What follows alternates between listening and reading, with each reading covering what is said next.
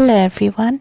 আজি বহুত দিনৰ মূৰত ব্লগ এটা দিম আৰু এইটো দুৰ্গা পূজাৰে হয়, কিন্তু মই কিছুমান কামৰ কাৰণে ব্লগো বনোৱা নাছিলোঁ আৰু এডিটিঙো কৰা নাছিলোঁ।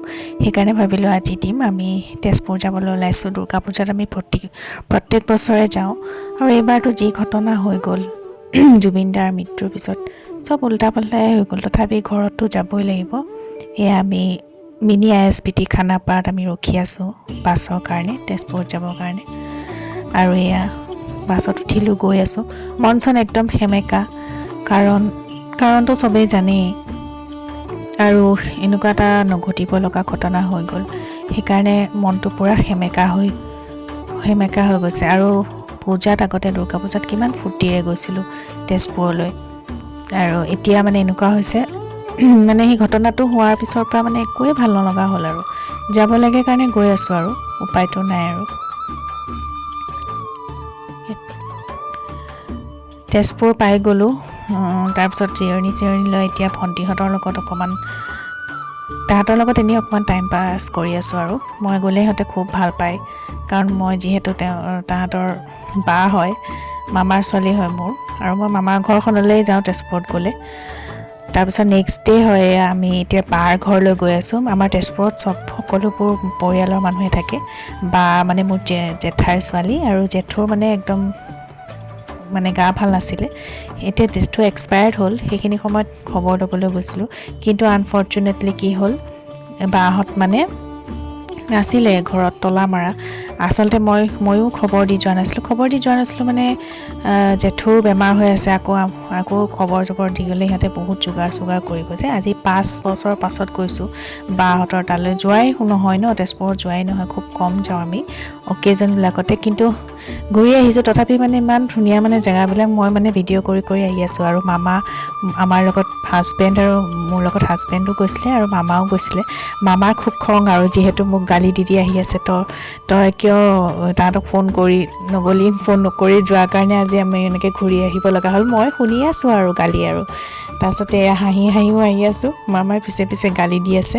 একো নাই বাৰু, এইবোৰতো চলিয়ে থাকে। আৰু সেয়া আহি আছোঁ আৰু এয়া ৰাস্তাত।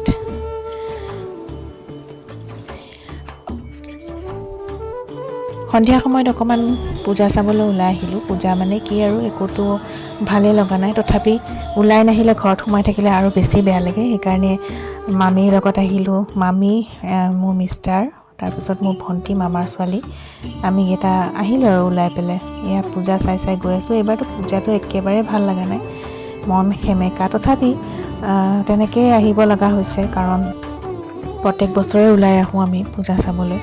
কিন্তু এইবাৰতো চব জুবিন দাৰে হেৰি কৰিছে, তেতিয়া মানে ফটোখনৰ আগত মানে আৰু বেয়াই লাগিছে। মইতো চাকি জ্বলাবলৈ খুবেই বেয়া পাইছোঁ, মানে জুবিন দাৰ ফটোখনৰ আগত নোৱাৰোঁ আৰু। তাৰপিছত এয়া ঘৰত আহিলোঁ। ঘৰত আহি পেলাই এয়া আমাৰ টিকু মাইনা, তাই মানে বহুত ভাল পায় মানে, আৰু ইমানেই মানে মৰমীয়াল, মানে কি বুলি ক'ম, একেবাৰে পৰি দিছে। আৰু আমি নাছিলোঁ যে, সেইটো কাৰণে।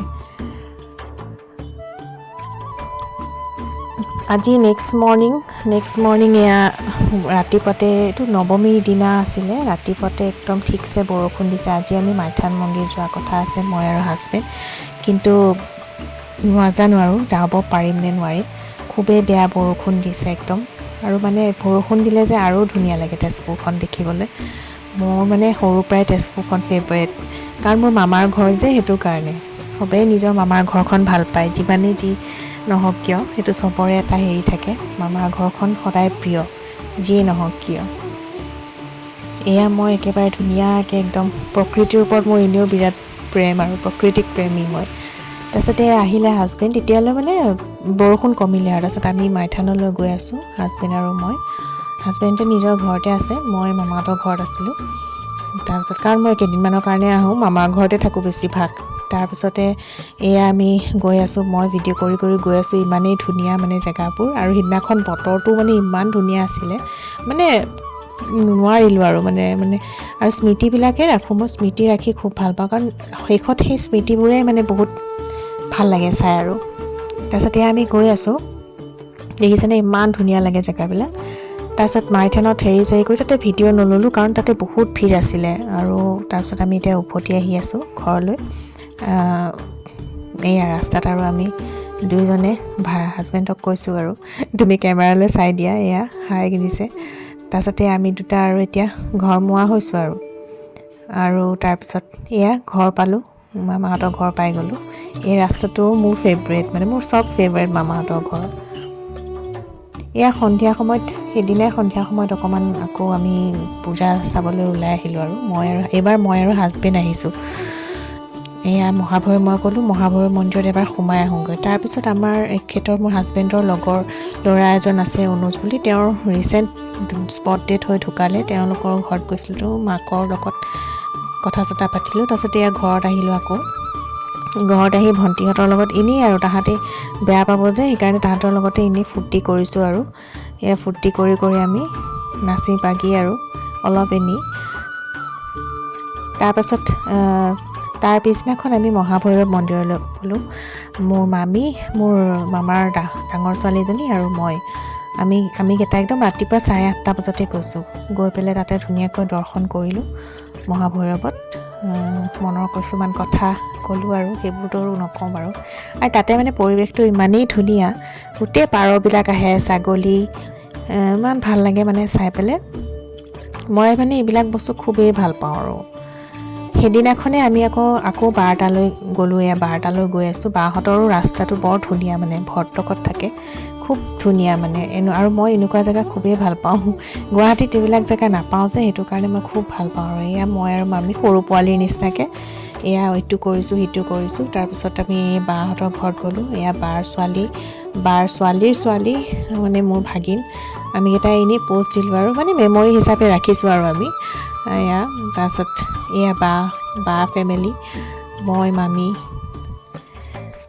তাৰপিছত বাহঁতৰ তাত হেৰি কৰি আৰু লগ চগ ধৰি ধুনীয়াকৈ আৰু তাৰপিছত চাহ তাহ খাই পেলাই আমি গুচি আহি আছোঁ। আৰু আহি মামী আগে গৈ আছে, মই আৰু ভণ্টি পিছে গৈ আছোঁ। আৰু মোৰতো আৰু জানেই আৰু ভিডিঅ' ল'বি, মেমৰিজটো মই ক্ৰিয়েট কৰিমেই, যোনে যি নকওক কিয় আৰু সেয়া। তাৰপিছত মোৰ এই ভণ্টিৰ লগৰ ছোৱালীকেইজনী আহিছিল, তাহাঁতে মোক লগ কৰিবলৈ খুব মানে ইচ্ছা আছিলে আৰু বিৰাট ভাল পালে, ময়ো ভাল পালোঁ। আৰু এয়া সেই পূজাৰে সিদিনাখন হাজবেণ্ডৰ লগত অলপ ঘূৰিলোঁ নহয়। এয়া আমি দুইজনে ঘূৰিছোঁ। মন চন ভাল নহয়, কিন্তু তথাপি অনবৰতটো মনটো মাৰিও থাকিব নোৱাৰোঁ, যিহেতু আমি আহিছোঁ ইমান বছৰৰ পিছত। কাৰণ আমি প্ৰত্যেক বছৰে মানে তেজপুৰত এবাৰ হ'লেও আহোঁৱেই। তাৰপিছত এয়া মই ওপৰত আহিলোঁ, পিছদিনাখন ওপৰত আহিলোঁ, কাৰণ নেক্সট দিনা আমি যামগৈ আৰু তেজপুৰ, মানে গুৱাহাটী যামগৈ, যিহেতু মোৰ হাজবেণ্ডৰ কাম আছে। আৰু সাংসাৰিক জীৱন, নিজৰ ইচ্ছামতে থাকিব নোৱাৰোঁ, যদিও থাকিবলৈ মন। এয়া আমাৰ মামাহঁতৰ ওপৰৰ ছাইডটো ইমান ধুনীয়া, মানে ইমান ধুনীয়া লাগে। অকলে ৰখি থাকিয়ে মানে ইমানেই বেছি ভাল লাগে। মই মানে বহুত টাইম এনেকৈ স্পেণ্ড কৰোঁ আৰু ওপৰত মানে থাকি, আৰু মনৰ কিছুমান শান্তি অনুভৱ হয়, বিৰাট ভাল লাগে। বহুত কিছুমান কথা মনত পৰে, আগৰ কথাবোৰ মনত পৰে, সেইবোৰ আৰু চবৰে মনত পৰে, কিন্তু মোৰো মনত পৰে দেই। এতিয়া আহি গ'ল আচল দিনটো। সেয়া আমি উভতিছোঁ আৰু গুৱাহাটীলৈ, কাৰণ কামৰ সূত্ৰেতো আহিবই লাগিব। আৰু আকৌ নেক্সট বছৰলৈ যদি চব ঠিকে থাকে আকৌ যাম। লাইফটোৱে তেনেকুৱা, আজি ইয়াত কালি তাত, ক'ব নোৱাৰি। কিন্তু এইবাৰ দুৰ্গা পূজাটো মানে এনেই চব ঠিকে আছে, কিন্তু জুবিনদাৰ যে এনেকুৱা এটা কেছ হৈ গ'ল, সেই তেতিয়াৰ পৰা মানে মন চন চবৰে সেমেকা হৈ গ'ল। আৰু অকল মোৰ বুলি নহয়, চবৰে বেয়া লাগিল। এয়া ঘৰলৈ আহি আছোঁ, মুখততো হাঁহি এটা লৈ থাকিবই লাগিব, যদিও মনৰ ভিতৰৰ পৰা দুখ আছে, কিন্তু মুখততো হাঁহিটো ল'বই লাগিব, সেইটোৱে কথা। আৰু এয়া মই দেৰি হ'ল ব্লগটো দিওঁতে। বাৰু আজিলৈ বাই বাই।